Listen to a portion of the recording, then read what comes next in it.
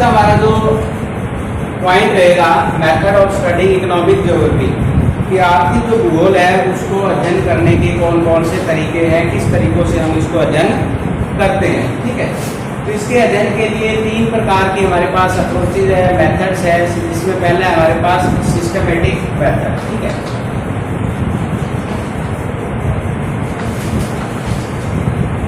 Systematic methods जिसको हम क्रमबद्ध भी बोलते हैं। ठीक है, टॉपिकल भी बोलते हैं, प्रकरण विधि भी इसको बोलते हैं। ठीक है, इसके बारे में स्टडी करेंगे। दूसरा हमारे पास में इसमें है रीजनल मेथड। नंबर 2 हमारे पास रहेगा रीजनल मेथड। और जो तीसरा है हमारे पास प्रिंसिपल मेथड।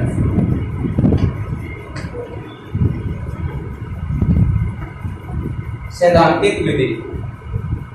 कई बार ये मेथड्स भी पूछे जा सकते हैं। तो यहाँ पर मैं आपको बता दूं, पहले जो सिस्टमेटिक जो मेथड है जिसको हम प्रकरण विधि भी बोलते हैं, टॉपिकल मेथड भी बोलते हैं। ठीक है, इसमें क्या होता है, इसमें सबसे पहले हम कोई एक टॉपिक जो है वो चूज करते हैं। कोई एक टॉपिक लेते हैं, कोई एक, इसको कमोडिटी अप्रोच भी बोलते हैं, वस्तुगत जिसको बोलते हैं। ठीक है, कमोडिटी अप्रोच भी इसको हम बोलते हैं। इसमें क्या होता है, कोई एक हम वस्तु लेते हैं, उसका हम क्या है पूरे वर्ल्ड लेवल के ऊपर स्टडी करते हैं। ठीक है, फॉर एग्जांपल के लिए हमने लिया वीट को लिया, राइस को लिया। अब राइस को जब हम स्टडी करते हैं तो उसको हम क्या करते हैं पूरे वर्ल्ड लेवल के ऊपर स्टडी करते हैं कि राइस के लिए किस प्रकार की फिजिकल कंडीशन चाहिए, कहाँ पर राइस प्रोडक्शन होता है, कितना उसका उत्पादन होता है, किस प्रकार की लेबर चाहिए।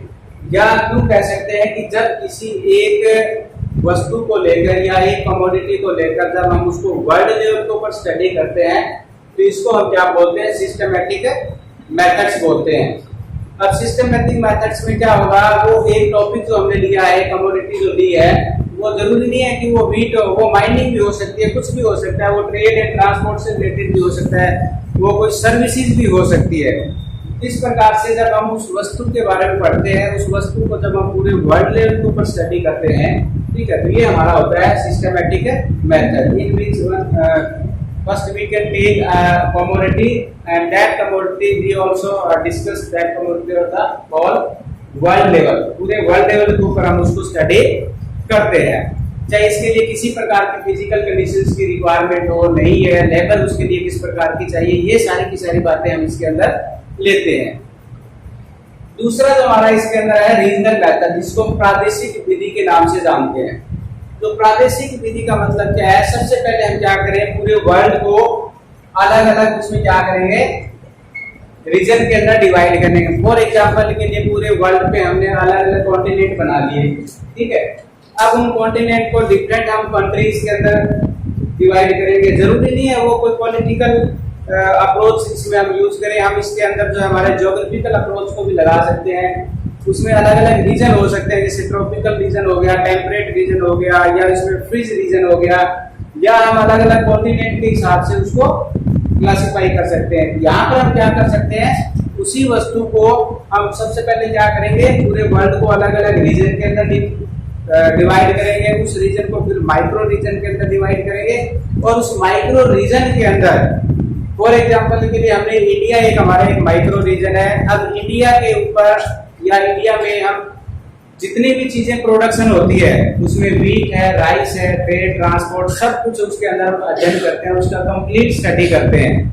ठीक है, ये नहीं है कि हम उस रीजनल लेवल के ऊपर सिर्फ एक ही कमोडिटी को स्टडी करेंगे, बल्कि हम क्या करेंगे, उस रीजन के ऊपर जितनी भी जो एक्टिविटीज होती है, आर्थिक क्रियाएं होती है, या कोई भी जो वस्तु होती है, उन सबको हम उसमें स्टडी करते हैं। ठीक है, तो रीजनल मेथड आप समझ गए। रीजनल में क्या करते हैं, पूरे वर्ल्ड को अलग अलग रीजन के अंदर डिवाइड करते हैं, और स्मॉल लेवल के ऊपर सारी की सारी वस्तुएं एक ही रीजन के ऊपर हम स्टडी करते हैं। लेकिन सिस्टमेटिक मेथड में हम क्या करते हैं, एक टॉपिक को हम पूरे वर्ल्ड लेवल के ऊपर स्टडी करते हैं, कहाँ कहाँ पर उसका प्रोडक्शन हो रहा है, कहाँ उसका उत्पादन, वितरण, डिस्ट्रीब्यूशन, उसके लिए किस प्रकार की फिजिकल कंडीशंस की रिक्वायरमेंट होती है, सारी की सारी बातें उसमें अध्ययन करते हैं।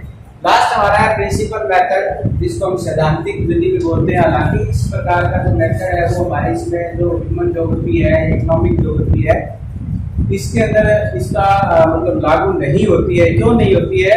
क्योंकि जो प्रिंसिपल मेथड होते हैं उसके अंदर हम कुछ पूर्व धारणाओं के अकॉर्डिंग जो है उसमें बातें करते हैं। ठीक है, पूर्व धारणा एक मतलब कि हम कुछ प्री अजम्पशंस मानकर चलते हैं, और उन अजम्पशंस को जब हम स्टडी करते हैं तो फिर वो क्या होती है, उसका प्रिंसिपल बन जाता है, वो सिद्धांत बन जाता है। लेकिन यहाँ पर इस प्रकार की धारणाएं या इनको स्टडी करना पॉसिबल नहीं है। तो आप ये दो जो चीजें हैं इनको अच्छे से समझ लेना। एक तो सिस्टमैटिक मेथड हमारा, और दूसरा है हमारा रीजनल मेथड, और तीसरा है प्रिंसिपल मेथड्स। इसके बाद में फिर हम बात करेंगे इसमें the relation of economic geography with economics and other social sciences. Relation की बात करेंगे तो इसमें कई बार ये क्वेश्चन आया है कि इकोनॉमिक ज्योग्राफी का दूसरे सब्जेक्ट के साथ में क्या रिलेशन है। रिलेशन तो मेन इसका जो रिलेशन है वो इकोनॉमिक के साथ में होता है। ठीक है, इकोनॉमिक्स के साथ में relationship of economic geography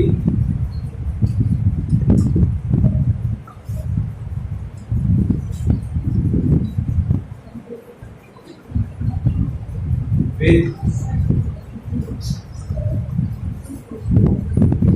other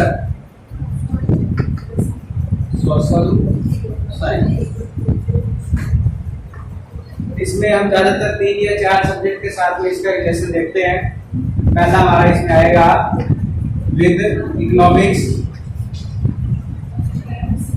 अर्थशास्त्र के साथ में इसका संबंध। ठीक है, उसके बाद में विद हिस्ट्री,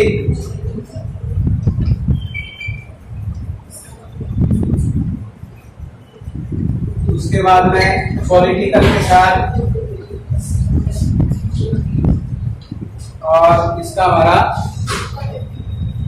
ह्यूमन ज्योग्राफी के साथ। ठीक है,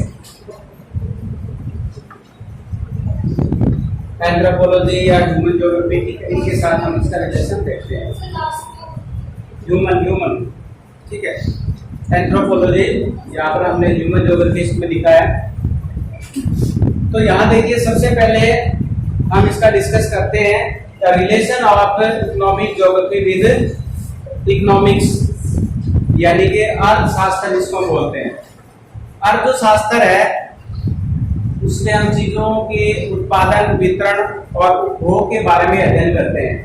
ठीक है, in economics we will discuss about the production, distribution and consumption of the commodities। But वो चीजें उत्पन्न कहाँ होती है, उन समस्याओं का हम सॉल्यूशन किसमें ढूंढते हैं? नेचुरल इन्वायरमेंट के अंदर, प्राकृतिक वातावरण के अंदर। क्योंकि जो आर्थिक भूगोल है वो आर्थिक क्रियाओं का अध्ययन है, और आर्थिक क्रियाएं कहाँ की जाती है?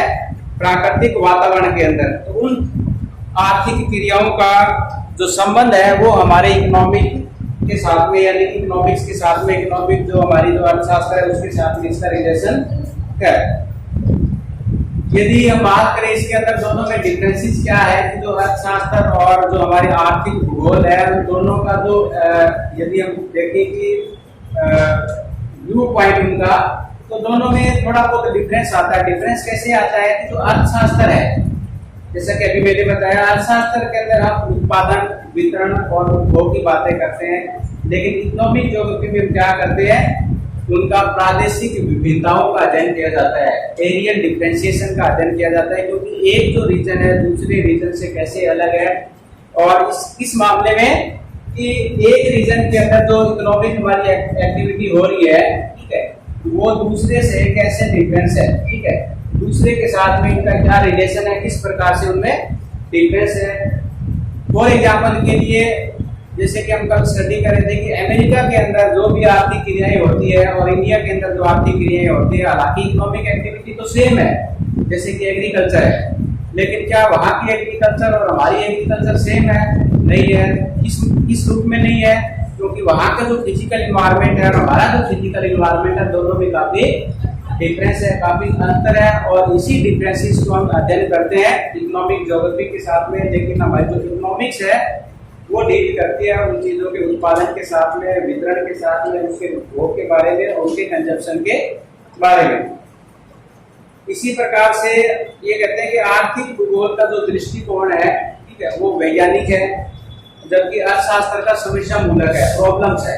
क्योंकि अर्थशास्त्र के अंदर हमें चीजों के कंजप्शन से रिलेटेड हम बात करते हैं, भाई कहाँ से हम चीजों की जो है डिमांड ज्यादा है, कहाँ से हम उसकी सप्लाई करेंगे, तो प्रॉब्लम्स है, ठीक है। लेकिन जो इकोनॉमिक ज्योग्राफी है वो साइंटिफिक है। साइंटिफिक कैसे है? क्योंकि वो उन समस्याओं का जो समाधान है वो नेचुरल इन्वायरमेंट के अंदर ढूंढने की कोशिश करता है। इस प्रकार से हम कह सकते हैं कि जो आर्थिक जो भूगोल है और जो अर्थशास्त्र है, दोनों का आपस में काफी गहरा संबंध है, आपस में दोनों का काफी रिलेशन है। उसके बाद में हमारा आता है इसके अंदर आर्थिक भूगोल और पॉलिटिकल या हिस्ट्री के साथ में। अब जैसे कि बात करते हैं इतिहास क्या है, द स्टडी ऑफ टाइम, समय के बारे में अध्ययन है। ज्योग्राफी क्या है? द स्टडी ऑफ प्लेस, स्थान का अध्ययन है। इस प्रकार से किसी भी स्थान पर कोई भी जो घटनाएं घटित होती है वो हमारी क्या बन जाती है? हिस्ट्री बन जाती है। और किसी भी देश की यदि हम आज की उसकी स्टडी करना चाहते हैं तो हम सबसे पहले क्या करेंगे? उसकी हिस्ट्री को जानने की कोशिश करेंगे। जब हम उसकी हिस्ट्री जानेंगे तभी हम क्या है आज उसके ऊपर डेवलपमेंट कर सकते हैं। जब तक हम उस क्षेत्र विशेष की, उस कंट्री की जब तक हिस्ट्री नहीं जानेंगे तो वहां पर हम क्या है आर्थिक विकास का ढांचा तैयार नहीं कर सकते। इस प्रकार हम कह सकते हैं कि आर्थिक भूगोल और इतिहास दोनों का क्या है, या ज्योग्राफी और हिस्ट्री का आपस में काफी गहरा रिलेशन है। तीसरा हमारा इसके अंदर आता है पॉलिटिकल, ठीक है, राजनीति जिसको हम बोलते हैं। किसी भी देश की राजनीति और अर्थनीति दोनों एक दूसरे को प्रभावित करती है। राजनीति किसी भी देश की नीति होती है उस देश की अर्थनीति के ऊपर, इकोनॉमी के ऊपर, ठीक है। अब कोई देश अमीर होता है, कोई गरीब होता है, उनकी जो इकोनॉमी होती है उसी के हिसाब से उनकी जो राजनीति डिपेंड करती है। तो इस प्रकार से अर्थनीति और राजनीति दोनों आपस में काफी मिले हुए हैं, और किसी भी देश की राजनीति उस देश की अर्थनीति से प्रभावित होती है और उस देश की राजनीति को प्रभावित करती भी है। और लास्ट में हमारा इसमें ह्यूमन, मानव के साथ में एंथ्रोपोलॉजिस्ट की यदि हम बात करें, एंथ्रोपोलॉजी की बात करें तो ह्यूमन ज्योग्राफी या एंथ्रोपोलॉजी के हिसाब में बात करें इसमें, तो यहाँ पर क्या है कि मानव जो भूगोल है, ये जो मानव शास्त्र है, उसमें हम क्या अध्ययन करते हैं?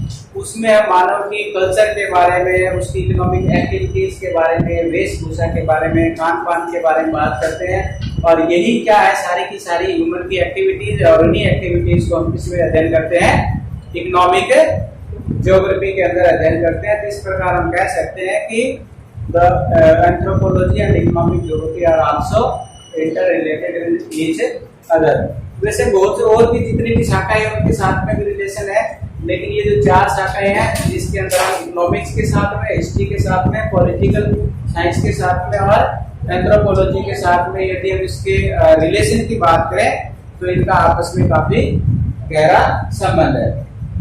और लास्ट हमारा इसका जो पॉइंट रहेगा वो है इम्पोर्टेंस ऑफ इकोनॉमिक ज्योग्राफी। ये बहुत ही सिंपल पॉइंट है, इसको सिर्फ मैं यहाँ पर पॉइंट पॉइंट लिखेंगे। यदि बात है importance of economic geography, importance यानी इसका महत्व,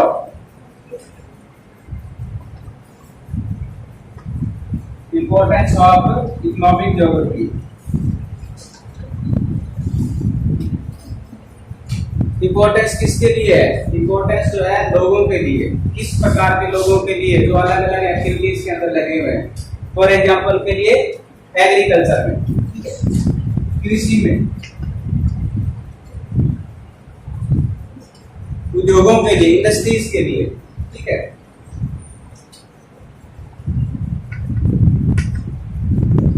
लेबर के लिए, ठीक है। तो इसकी जो यदि महत्व की बात करें, आर्थिक भूगोल का यदि इम्पोर्टेंस की बात करें, एग्रीकल्चर के लिए, इंडस्ट्रीज के लिए, ठीक है, लेबर के लिए, और जो हमारे ट्रेडर्स हैं उनके लिए, ठीक है, लेबर के लिए, ठीक है, ट्रेडर के लिए, जो व्यापारी है उनके लिए। क्यों? क्योंकि जो आर्थिक भूगोल आर्थिक क्रियाओं का अध्ययन है, जो अलग अलग क्रियाओं में लगा हुआ है, उन्हीं के लिए क्या इम्पोर्टेंस है, ठीक है।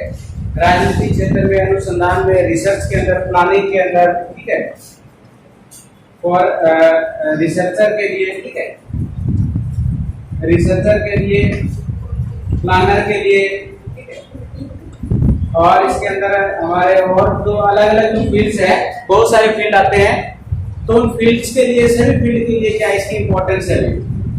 जैसे कि हम बात करें नेशनल सिक्योरिटी की बात करें, या इसके अंदर हम टूरिस्ट की बात करें, ठीक है। तो बहुत सारे ऐसे क्षेत्र हैं जहां पर हम आर्थिक भूगोल को महत्व के रूप में या उसका महत्व के रूप में हम देख सकते हैं, टूरिस्ट के रूप में, नेशनल सिक्योरिटी के रूप में, ठीक है। अभी बात करते हैं इनको 1.1, ठीक है, और टूरिस्ट के रूप में, ठीक है। तो these are the some points of importance of economic geography। अभी हम इनको 1 by 1 डिस्कस करेंगे, ठीक है। आप लोगों को कोई डाउट है, उस डाउट को भी क्लियर करेंगे।